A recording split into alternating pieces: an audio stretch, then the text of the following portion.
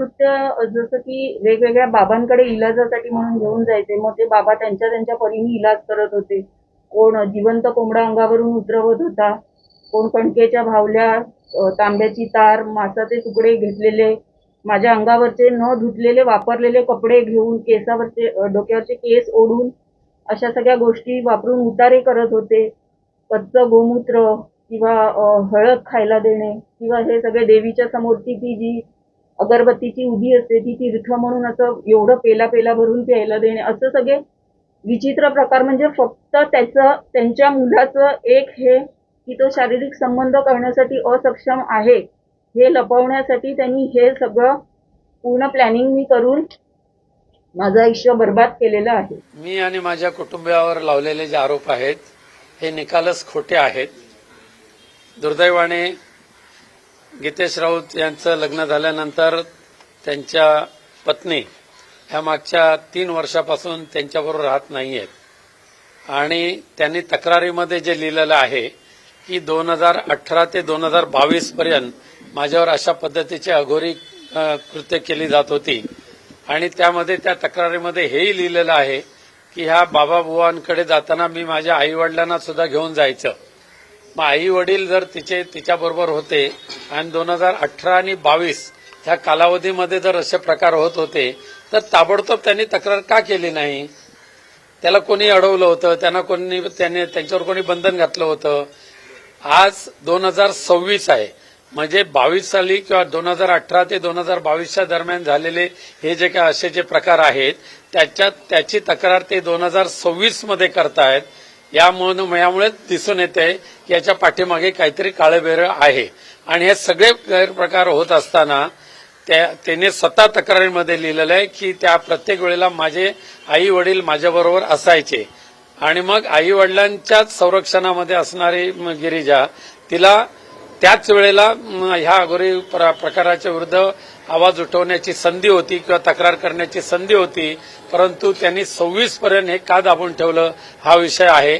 पण त्याचं खरं कारण असं आहे की आता गिरिजा राऊत यांनी डीव्हीची सूट फाईल केलेली आहे गेल्या महिन्यामध्ये आणि त्याच्यापूर्वी सुद्धा आमचे वकील आणि त्यांच्या वकिलांनी ह्यामध्ये तडजोड करावी डीव्हीमध्ये यासाठी काही बैठका घेतल्या होत्या. पहिल्या बैठकीमध्ये तिने 5 करोड रुपये मागितले आणि 3 रूमचा घर मागितलं, 3 रूम किचन फ्लॅट, त्याचबरोबर ऑटोमॅटिक गाडी मागितली आणि तो फ्लॅट सुद्धा विथ टेरेस फ्लॅट असायला पाहिजे अशा पद्धतीची मागणी केली.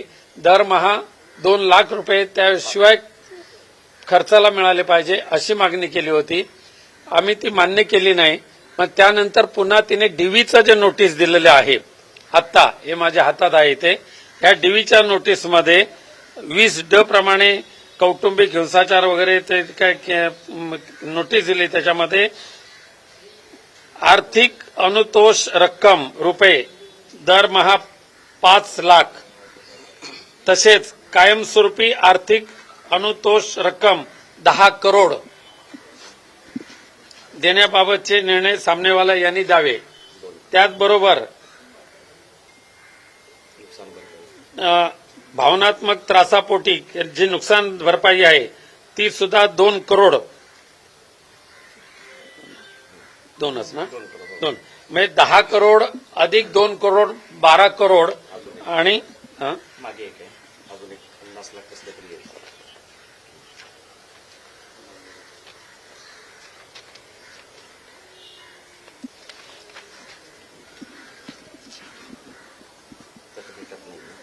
अजून एक 50 लाख.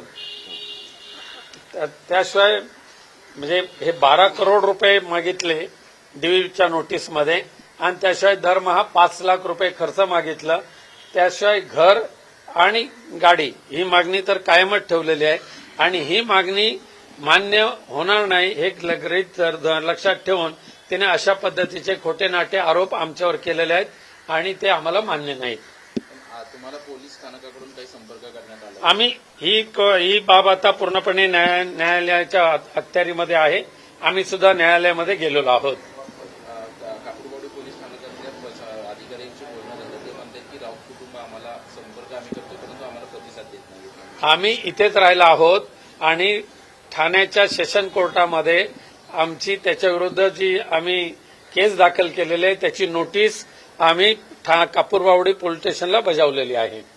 पण अघोरी प्रथा अशा प्रकारचे देखील आरोप आहेत. नाही, अघोरीच्या संदर्भातल्या उपचाराचे आम्ही पूर्णपणे खंडन करतो. आम्हाला ते मान्यच नाही, आम्ही त्या पंथातलेच नाही आहोत.